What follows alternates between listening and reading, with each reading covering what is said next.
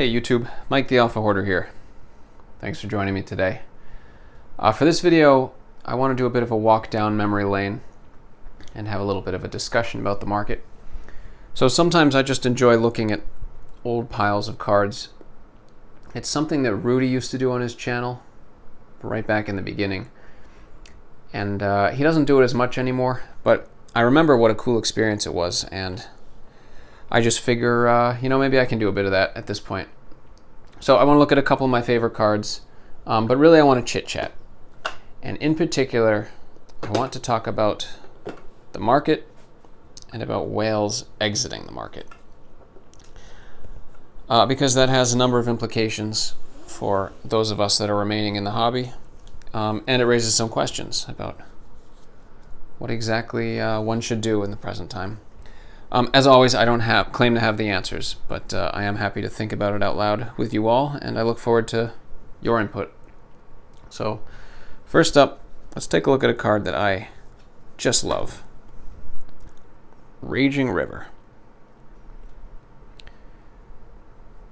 Awesome artwork.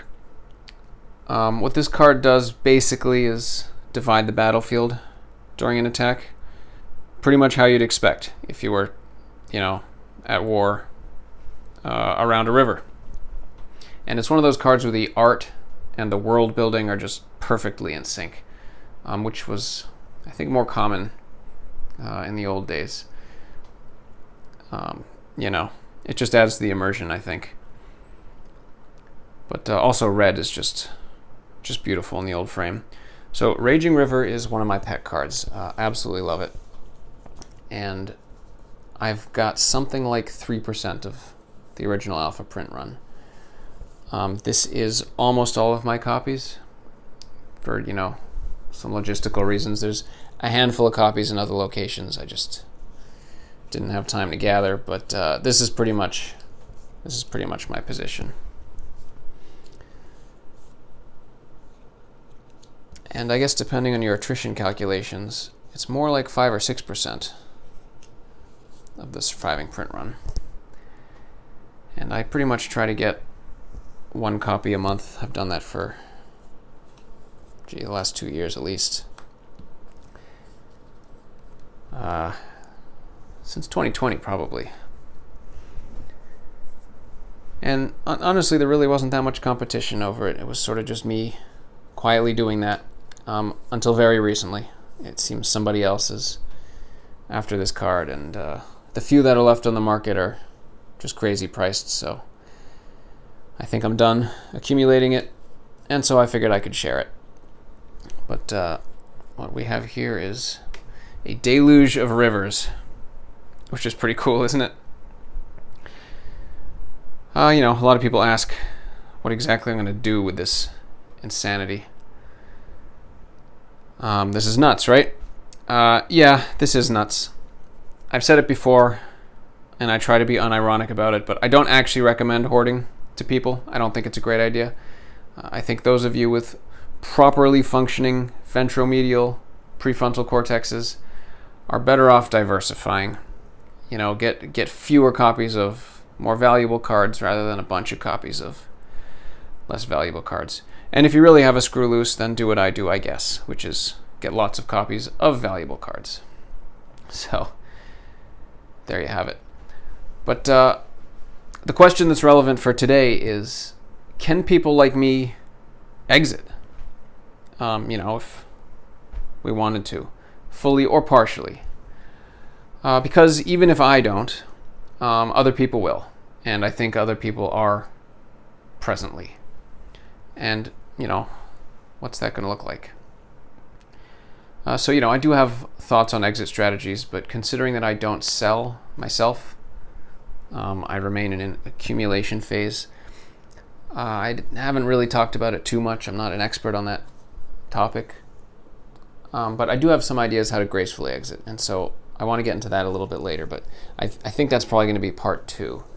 For this right now, I want to talk about the exiting that we're seeing, because we are definitely seeing a lot of people make exits. And some of them are whales, and it's making waves, just as you'd expect when a whale jumps in the water. So yeah, let's make no mistake about that. A couple of weeks ago, I want to say, maybe not that long ago, Rudy made a video where he mentioned that Alpha was down 10 or 15%. He went on to talk about other things. But honestly, that's not what I've been seeing. I am just seeing week after week with the supply on the market getting slammed. I'm seeing more of the iconic rares than I've ever seen before. I'm seeing, it looks like someone was breaking down a 9.5 common set, or else just unloading duplicate copies. You name it. There is stuff hitting the market constantly. Keep the eye candy rolling while I yammer. So this is my biggest position in a single rare.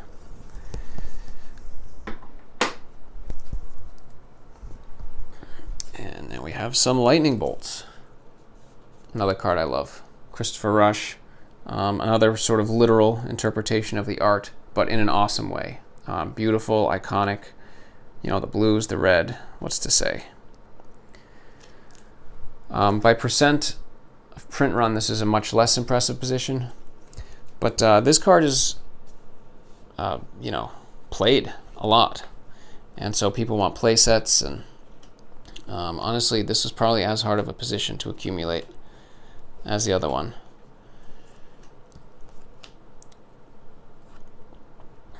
But anyway, yeah, so every single Alpha rare right now is on the market in multiples. And I'm seeing some auctions ending at 40% off the highs. On TCG Player right now, the time I'm recording this, there is only one rare that's not in stock, and it's JM Day Tome. That's it. Everything else is in stock. And I'm someone who used to, every night, I would page through TCG Player. I'd just go to Alpha, I'd filter by rare, and I would just go through page by page. You know, it's just something I always enjoyed doing. It was never like this. Not for a very, very long time. Most rares have between 2 and 6 listings just on that one site. Timberwolves has 11. Over on Card Kingdom, 91 out of the 116 Alpha rares are in stock. And don't even get me started on eBay. I'm sure people have seen. You know, and look, some sales are hitting a decent mark. There are definitely some cards that are selling sort of a single-digit % down from the highs, which is consistent with what Rudy said. You know, so don't get me wrong about that. But I would say on the whole, the gates have opened and the market is correcting hard. And I've seen some notable cards dropping by, you know, 30, 40%. A Navin Reels disc, for instance, a CGC 8, very recently sold for $2K. In January, that card was selling at that condition for $3K. And 6 months before that, it was even higher. So that's 33% down right there. A CGC 8 contract from below sold for $1,100. Contracts were like $2,000 for the longest time. They did pitch downwards in the last 9 months, you know, maybe to $1,500, but in any case, whichever benchmark you want to use, that's 40% down. Cockatrace is another one. An LP Plus just recently sold for $800. That card was $1,000 a couple of months ago, $1,500 a year ago. So, you know, 20 to 50% down. People are definitely exiting that haven't exited during other downturns and that didn't exit during COVID. Here we go. Juggernaut. I love this guy. Classic artifact creature, tough guy. Unique artwork. Playable, I understand. I always warn people that I don't play myself, but I get a lot of these from Alpha 40 players, so it must be playable. Perhaps you saw the collection video that I shared a couple weeks ago. That was the largest recent collection that I've picked up, but not the only one. I've picked up a number of considerable alpha positions. You know, these things are selling. And something that I've pointed out in the past is that the supply is very contingent on collectors holding. There are only 1,000 of each alpha rare, right? And, you know, maybe half of those survive. Call it 600. And yet, every card is for sale right now, which means not even 600 people want any given rare at the current market price. And that's how shallow these markets are and how price sensitive they are. You know, suppose I dumped my Raging Rivers, 2 listings a week sort of thing, 13 weeks straight, whatever it is. That would not be absorbed without a massive price tank. I mean, Disrupting Scepter is a fine example. That has been the most available rare on the market at any given time over the last 18 months.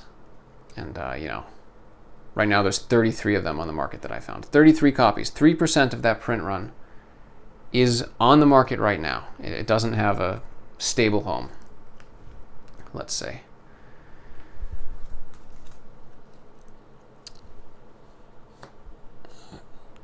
Fire Elemental. Everybody loves her. Just such a cool card. Everything about it, Melissa Benson. I love this one.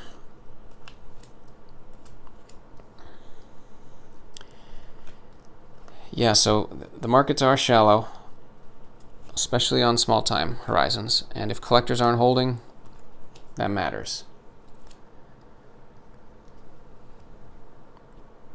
And it's also worth noting that when there's a lot of supply on the market, that itself can further depress the demand. It brings into question market stability, market direction, rarity. Sentiment changes can last a while. You know, a card like Shivan Dragon shows up and it sells right away. You know, and part of that is because if you want one, you have to pull the trigger or miss out. You know, or go for the crazy expensive one that's been sitting there for whatever, you know, for whatever card we're talking about, right? Whereas, go back to Disrupting Scepter, you know, why bother? It'll still be listed tomorrow. You know, I've watched ABU games list and relist the same Scepter from 1,400 down to 900. It might have sold that last time, I'm not actually sure. I was very close to picking it up, but there were just so many other things hitting the market. So, you know, what's the story with this inventory windfall? Should you buy the dip or should you stay away? These are important questions for us. Well, what is the story? I'm not sure. This does not strike me as panic selling, which is actually a little bit more troubling. We're too far away from Magic 30 for this to be sort of a reactionary thing. And nothing particularly new has happened with Hasbro. I'm actually going to open a few things here. Just because I'm so backed up. Oh, you know what? There's one more card I could share. I got a pile of these here. Here, one more position I'll flaunt. Good old Earthbind. A fan favorite. The art is so bizarre and kinky, but it's also just unique and cool. And once again, it's the sort of on the nose, you know? Literally a flying creature being held down. Well, that's exactly what it does. And I don't know why almost everything I picked was red. That wasn't on purpose, but beautiful card.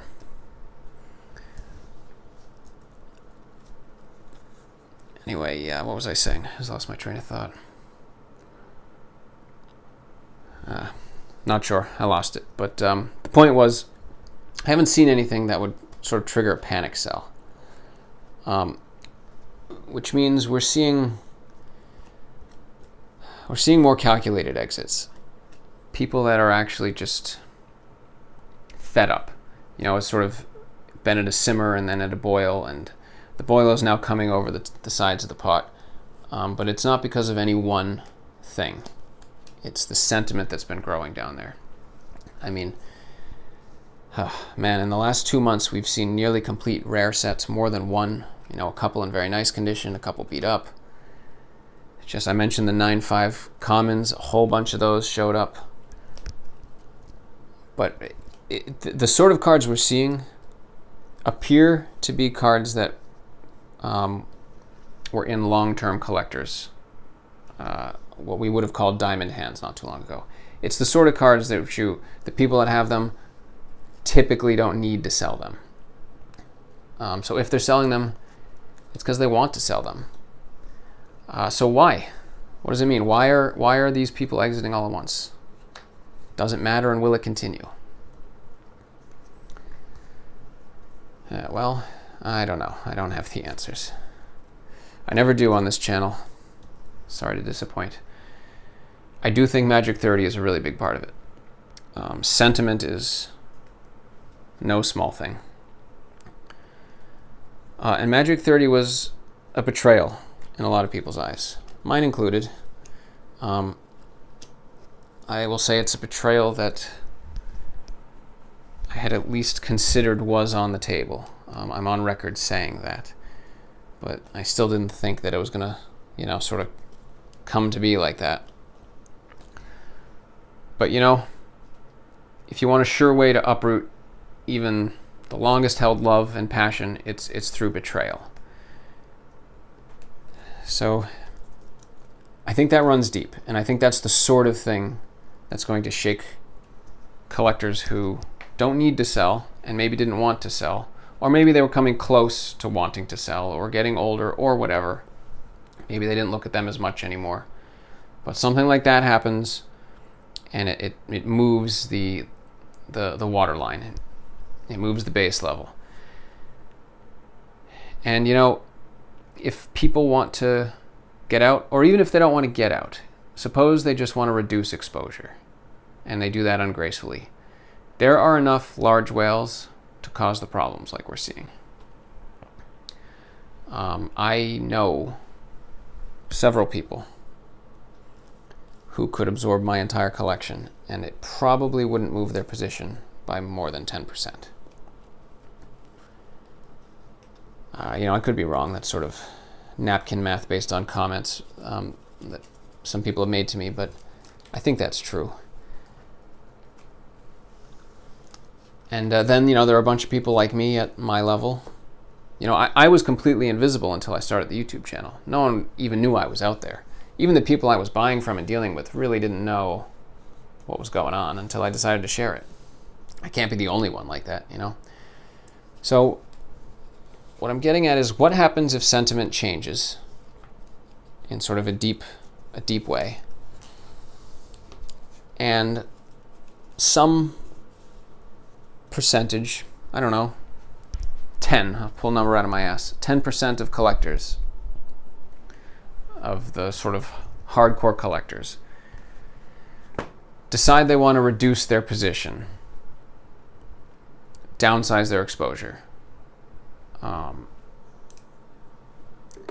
over the course of, I don't know, 6 or 12 months. And in doing so, they triple the available inventory. Which seems to be what's happening now. Well, what happens is the prices tank, obviously, supply and demand.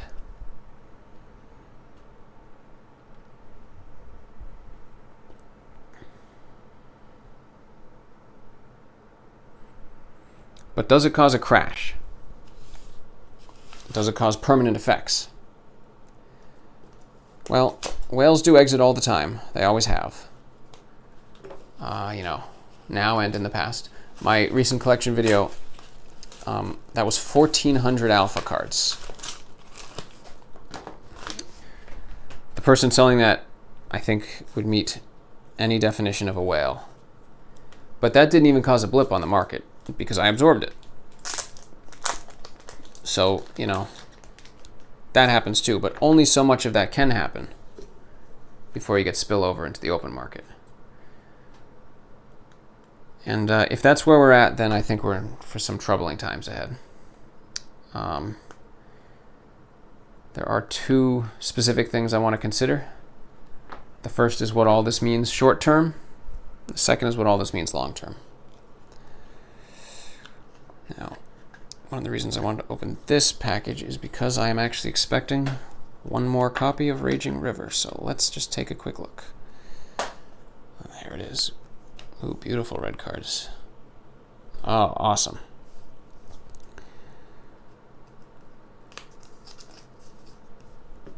So here we have another fantastic copy. Look at that surface. Oh, beautiful card. See, I can't get enough of this. How come no one else likes this card? Look at that artwork.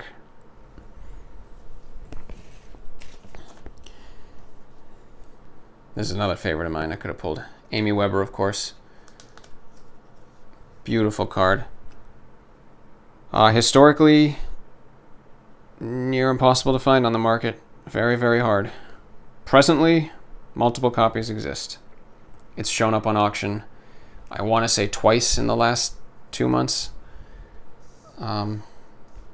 Yeah, just, reinforces what I'm saying here. These are extremely unusual numbers. Okay, so let's talk about the impact of all this short-term and long-term. So just to reiterate, the kind of inventory we're seeing, the amount of it, the way it just hits week after week after week. I'm sure it's a lot of small individual collectors, but I also think that there are some larger collectors that are making exits, or at least long-term collectors who are exiting for sentimental reasons rather than financial reasons. And because it doesn't seem to be triggered by a specific panic type event, but rather a slowly brewing shift in sentiment kind of event, that makes me believe that it's going to continue for a little while. I don't know how long it'll take to flush that out, but I suspect it'll continue. So what's that mean in the short term? Okay, well, honestly, doesn't look great to me. Be very careful both buying and selling. Given the state of the world, I'm really not sure what it would take to restore confidence and trust in the brand in the short term. These things have a way of healing over time, I imagine, but in the short term, short of Hasbro coming out and just certifying the reserve list again in hard legal terms, I'm just not sure what it would take. So far, most of the inventory is getting absorbed, significantly softer prices in some cases, but I'm weary of that changing at some point. If this carries on week after week, these are very shallow markets on short time horizons. None of us, even the sort of neurotic collectors like me, have the cash flow to just absorb everything we might want. I have a short list of cards. Fork was one of them. Vesuvan Doppelganger. But years ago, I jotted down those cards, and I had sort of accumulation goals. And there's a handful of cards where my notes just say, buy as many copies as you can, at certain price points. But I can't do that anymore. There's too much. And when we hit the bottom of the market, that will cause significant price gouging to try to discover any additional buyers. Again, we're talking short term here, but that's a real possibility. Ooh, that's a clean Sarah. I love picking up copies of her.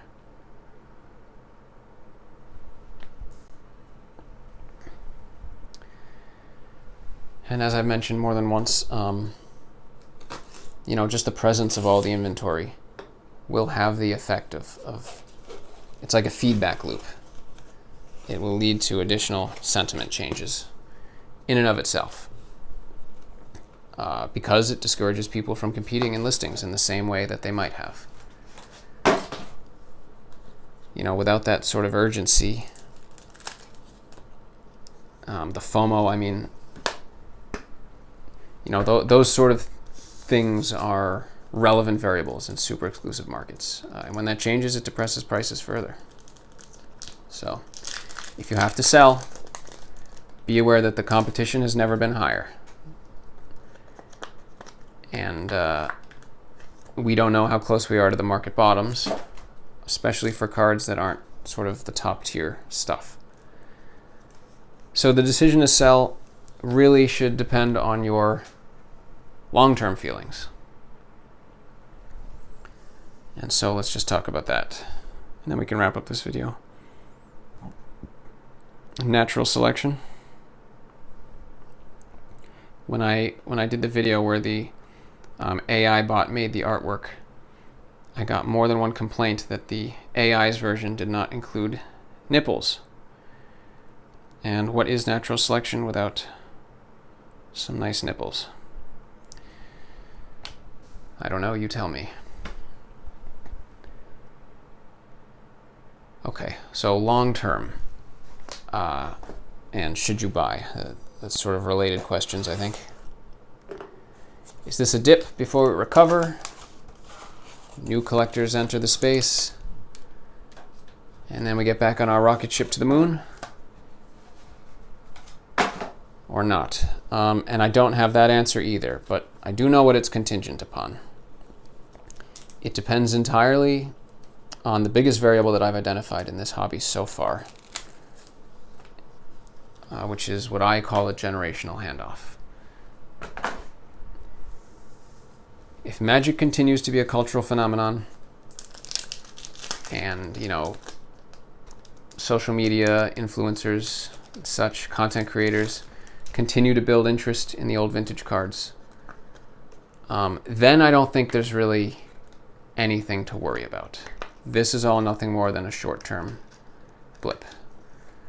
You know, the sort of thing that happened when Chronicles came out, or whatever. And that just makes sense. You know, it's just math at that point. If you have people entering the hobby more than are leaving, collectors are always formed from players. You know, we've talked about that before on this channel. As long as you have new players coming in, at least some, if not many, will become collectors. And when people become collectors, they tend to seek the trophies, the staples of the hobby. And, you know, as some of those people come into more money and wealth and disposable income, many of those trophies are going to be the old stuff. So if the general handoff takes place, long term, I don't think there's very much to worry about.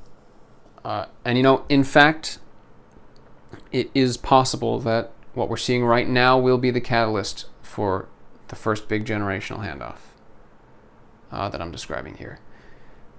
I mean, this could be a moment where many older collectors want to exit.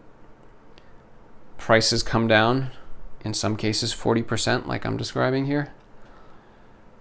And that becomes an opening for these positions to be handed off to new collectors who, you know, maybe were discouraged by the price points before. And, you know, once they start getting into it, they ramp up. This is a tough signature to get. This is a cool one. Let's see. One or two more, I'll call it.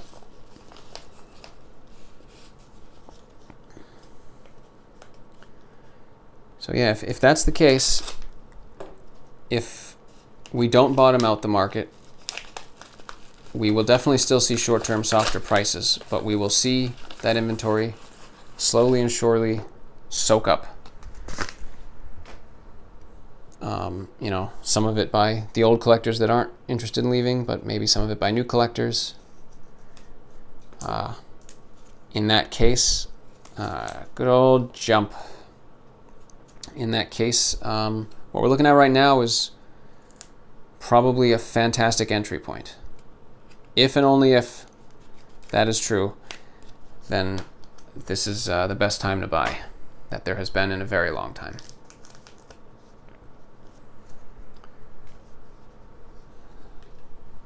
Another jump for the Horde. And Simulacrum. I am still, to this day, trying to get a really nice copy of this card. This is probably the least minty card that I have in my master binder. And I just cannot find a clean one. Let's see.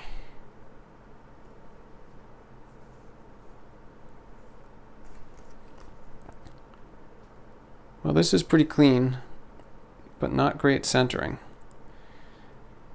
And that seems to be it. The card's either beat up or it's off center. It's just one of those. Okay, so that's option one, what I just outlined. However, there is an option two. If the generational handoff is not going to happen in a big way, and suppose Magic has peaked, this, ooh, another jump, look at that. This whole Magic 30 could sort of be a turning point in interest at a time when the game isn't maybe growing. Hasbro's not running the game in a way that will encourage it to grow. If that's the case, then the sad truth is the hobby could be entering a permanent decline. I worry about this from time to time. I mean, my kids are still too young, but younger kids that I see, cousins in the family and stuff like this, they're, I don't know, they're a lot more interested in their phones than they are in a physical game. The idea of them sitting down, with their friends, I don't know, the sort of the connected nature of the world makes this, there was something, I'm not sure how to describe this, I'm not sure how to articulate it. I think there was something about what Magic could do for you in isolation back in the day. I spent hours sitting in my room, after school or whatever, homework is done, before bedtime. There's no way to communicate with your friends at that point on a school night, say. And so you just have these hours to yourself. And I would spend hours sorting cards. And that built a great deal of nostalgia for me. And, it invested me into the game. And, I'm sure that's not everybody's experience, but it's a big part of what drives the collector in me. And so I have to wonder if other collectors can be driven without experiences like that. And I'm sure some can, but, it's a numbers game. If most people today don't have those experiences and perhaps don't become collectors at quite this scale, well then, more people are exiting than entering, then that's it. That is the death spiral. In which case, there will not be new collectors to pick up the inventory that older collectors are putting down. And, there'll be people such as myself, Rudy. There'll always be some. Beautiful fireball. That's another one I might have pulled as a favorite. Teeden's my favorite artist. So, there will be collectors that can absorb a bunch of stuff, but nobody has unlimited funds. No small group of collectors, even sort of high net worth ones, can support the kind of prices that we were seeing across the board in 2021. The key cards, sure. The gem mint stuff, sure. Power duels. There will be markets for those sorts of things. And there's so few cards that you just don't need that many players to hold those markets up. Oops.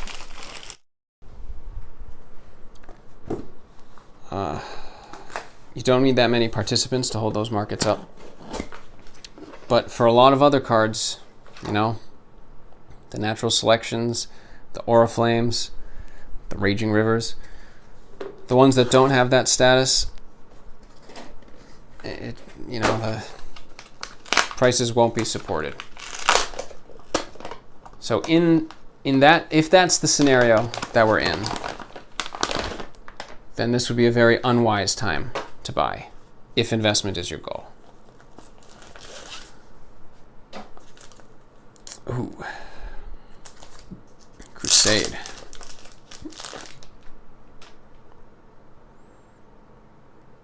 Nice clean copy. It's always the centering on this card. Always the centering. I love it. I'm working on another video. I would like to make the case against banning art, but I also don't want to get political, so we'll see. But I've been thinking on the matter. So yeah, ultimately I can't tell you which scenario we're in right now, but it's definitely one of those two.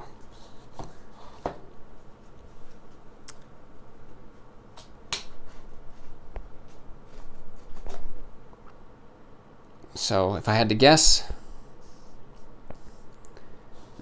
I mean, you know, what the hell do I know, as always, but we're 30-something minutes into this. I suppose I could speculate.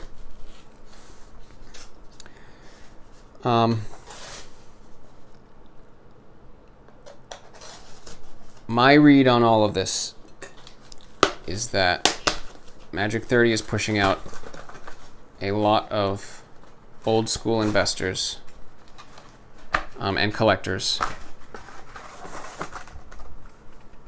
and that they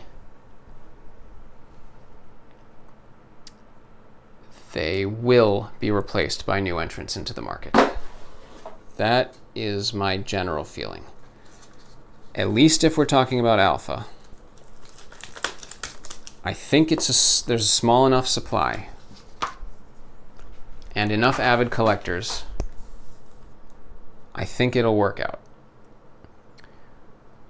But I am anxious. I will admit that. You know, I'm not 100% on that. It's sort of like an 80-20 thing for me.